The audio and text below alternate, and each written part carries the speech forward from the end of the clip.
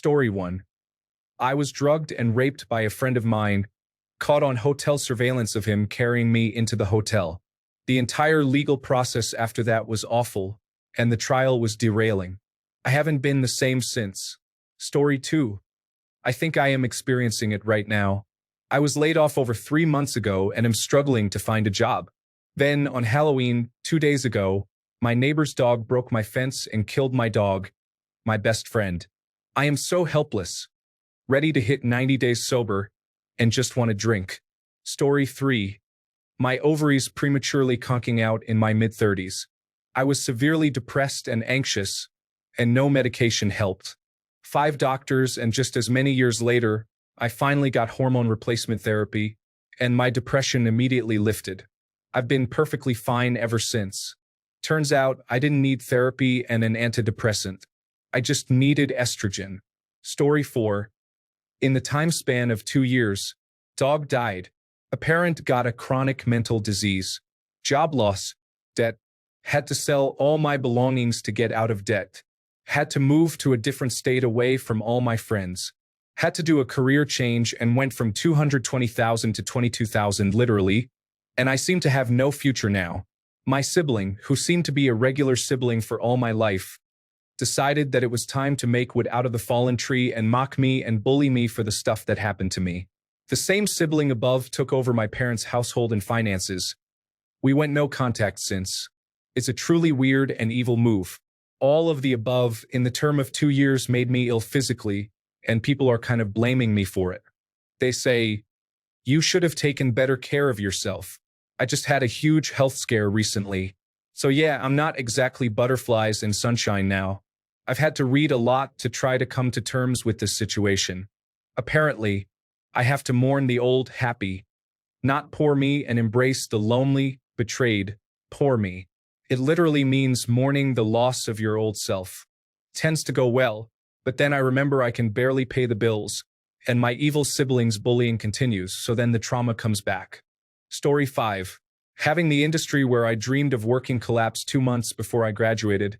I spent 6 years studying and about $100,000 invested, $60,000 of which was student loans. After 30 months, almost 9 years invested by this time, of trying to find a job, seeing unemployment in this particular field go past 50% and some of the best in the industry laid off, I realized it wasn't going to happen for me. I broke down and sobbed on a bench on a cold winter night.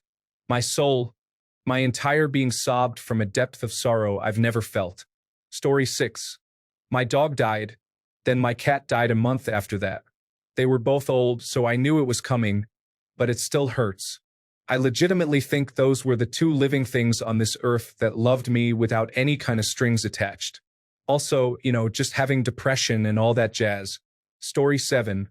Cancer at the age of 14. Life apparently had the humor of tossing that my way. I understand hardships beyond measure outweigh my own, but still, ever since, my depression has been my companion and constant guide. Story 8.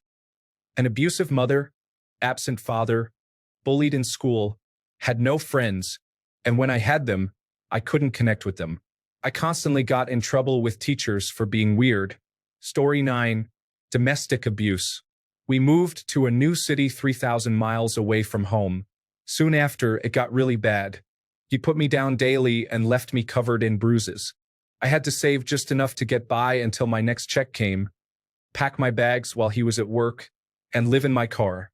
Breaking a trauma bond and being homeless in a place where you don't know anybody really isn't it. Story 10.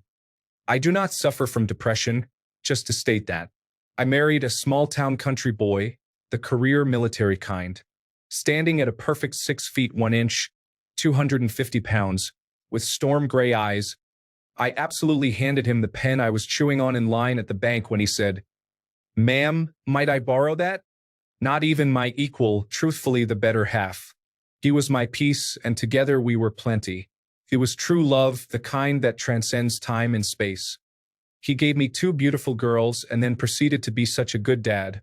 Such a girl dad. It healed old knotted wounds in my chest. We had a charmed life. My best friend in all the best ways. His laugh literally added years to my life. He was everything I wasn't and more than I deserved.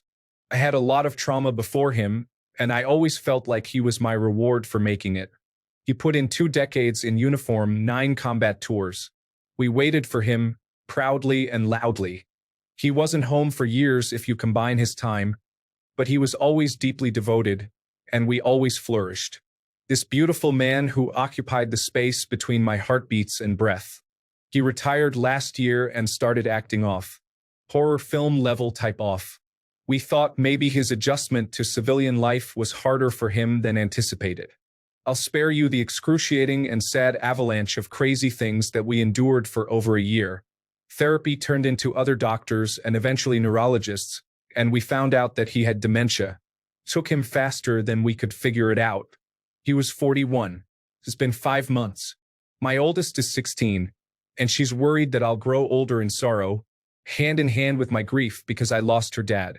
She expressed in therapy that she knew what real love was from seeing us and was afraid for me having to live without him. She can't imagine it. She watched me send him to war and saw him return to me enough times. She thought him invincible. I'll tell you what I told her. I had my forever person, my great soul-rendering love, and even though it didn't last, all my wildest dreams came true. I hope it never finds me again. A love that rivals the heavens. So I hope it finds you. I hope destiny weaves a fairy tale around you and that you get a happily ever after. I hope with all the love I once held that yours rattles the stars and lasts forever. That's what I hope for my daughters. What I had. I hope it finds you too, if it hasn't, and I hope it stays. For the man whom the sun rose and set in my world, who said my name like a prayer. You gave me enough to last a lifetime. I miss you, every second in between this one and the next. Thank you, lovely Reddit stranger, for the award. I'm sure wherever he is, he still knows all our love does is win. Thank you for the reminder. I need it sometimes. And all of the comments. Oh my God, you're writing like literal poetry back to me. I cried my eyes out. What a gift. Thank you. Story 11. Being diagnosed with mental illness made my family suggest I stop trying to hold a job and get on disability. Now, a few years later, I'm on medication and doing better than I could have imagined. No more job hopping and no disability. I found my career. Story 12. My wife carried our son to 6 months, and he died. It was a real blow to both of us. She had to have a dilation and evacuation after her body would not pass the baby naturally. He would have been our only boy and would be 5 years old now. We found out that she has antiphospholipid syndrome, which caused blood clots that led to the baby's death. She was a wreck and so was I. We held each other together and slowly got past it. We had 3 very healthy daughters before this ordeal, so it was a shock to everyone, including her obstetrician. I will never forget the day we went to get a sonogram done. I always went to her appointments, and I am glad I was there for this one since it would be the last. There was no heartbeat. He was gone. I just remember my wife lying there with tears rolling down her face, trying not to cave in on herself. I admire her for being so strong. She really is a wonderful, beautiful person. I, on the other hand, was a puddle on the floor next to her. She is my saving grace, and I like to think I am hers. She is stronger than me in ways only a woman can be. Like I said, we held each other together and put on our smiles for our daughters so that we could try and shield them from the pain. God, I was depressed. I would just start crying during the day. It almost killed me. My family is my world. We got through it, though, and with the help of a blood-thinning agent, we were able to have another little girl. She is a ray of sunshine. So I am a girl dad, and I am completely okay with that. Story 13. Drugs, alcohol, pornography, and gaming addictions led to dropping out of college, getting arrested, losing all my friends, and then my dad dying unexpectedly 10 days later. Yes, those were a rough 7 years of therapy. Story 14. I've always been wired more for depression if you look at it as if it's a spectrum scale between anxiety and depression. High-strung versus low-strung. Neurotic versus melancholic. A sad boy, if you will. Honestly, no matter what the catalyst is, it's always the realization or re-realization that nobody really cares. That nothing matters. That you can do everything right and still fail miserably. And inversely, you can seemingly actively work against your own well-being and somehow manage to find successes beyond your wildest dreams. On a level playing field, everyone who plays has a chance to win. In reality, nepotism wins. Cheaters win. Cronies win. Whatever. You get my point. If the ugly truth is that a person willing to cheat has a slight statistical advantage of winning the game, then not only does it allow cheating to exist, eventually it necessitates it, a race to the bottom. People have let me down far, far too many times in my life. Maybe I was wrong for having an idealized, immature little boy's view on how things must be. Do to others as you'd have them do to you. Everyone must believe that, no? Everyone at least tries their best, recognizes efforts, cares about the well-being of their fellow man, right?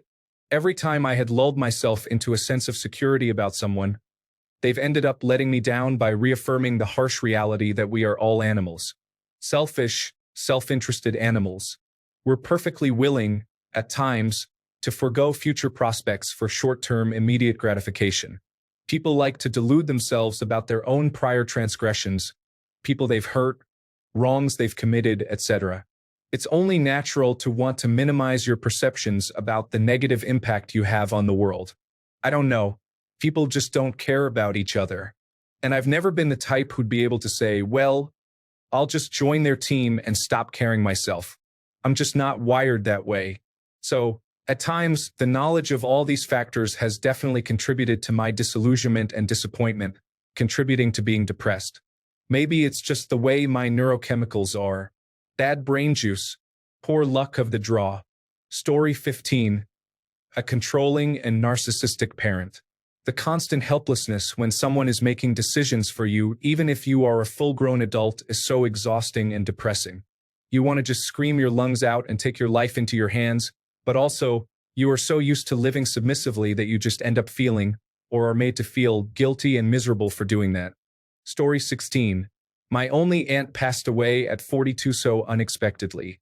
Dealing with the repercussions of how it has affected my mom, we are always arguing. Life is difficult. I miss her every day. I am struggling to push my way through medical school because all I want to do is lay in bed and cry. Story 17. I'm the second oldest adult introverted child who has never dated. There were many times I came close to it, but I was the shy, overweight, nerdy girl. Nothing worked out. Always the friend, but never a girlfriend. My other siblings are or were married. Heck, my parents have been married for over 50 years. I learned the hard way of dealing with a narcissistic guy and paid a sad price for years. My choice was to finally cut him off completely. It's been 7 years and an out-of-state move. To this day, I'll never be a guy's second choice. Ever. Story 18. At some point, I was so destroyed that I decided my ex-wife was never going to be happy, have a family, and be successful while she stayed with me. So, I decided to end our marriage to save her. I was still madly in love with her for 5 years after our divorce, and it took me an extra year to get over the fact that I had to get over her. I like to like her. But she finally could be happy, successful, and build a happy family. No regrets about this. After my divorce, I quit the soulless job I had and started to work exclusively with art, specifically with three-dimensional modeling for a Brazilian-Canadian guy, and sought professional treatment. I also stopped drinking. 3 years later, I overcame my depression, and to this day, I am pretty okay. I'm kind of happy, not content, but I'm not sad and hopeless anymore, so I take it as a victory. Story 19. Watching my older brother go through a psychedelic drug-induced psychosis and disappear at 23. The psychosis progressed over the course of about a month, and then my mom told him she was going to take his car keys and that she and my dad were going to get him help. Although I'm sure she didn't quite phrase it as nicely. It's no surprise he then packed a bag and drove off, saying he needed to get away. His car was found about a mile away from my parents' house, underneath a bridge. His wallet was locked inside with all his cards, and he left his passport and cell phone at home, so he had nothing. No one has seen or heard from him since later that day, when he was swimming in the canal. He is presumed drowned. There's been a huge hole in my heart since he's been gone. He was my best friend, and it pains me to think about what I could have possibly done to help him. But I had moved out about 6 months before that all happened, and I wasn't even notified that he'd been missing by my parents until a few days after he had left. Story 20. Watching my freedom slip farther and farther away. Year after year, the price of housing vastly outpaces my earnings. Any extra money I claw forward is just evaporated by inflation. I've given up on dating and having a family because I refuse to raise my non-existent children in a state of poverty. Story 21. My ex-fiancé cheated on me with another woman after I had moved countries to live with her and foster 2 children. This led to a pretty unhealthy reliance on Xanax to help me sleep, along with cliched alcohol binging. The detox and mental struggle after that was brutal. This happened during the peak of COVID-19 and lockdowns, being unable to return to my home country and knowing no one. Story 22. Losing my job 2 years ago due to COVID-19 and having a pregnant wife and a 5-year-old, and being the only breadwinner, then finding out that after years of saving money for a deposit to buy a house, I am told I have too much in savings to get any help from the government, and having to use our house deposit just to survive.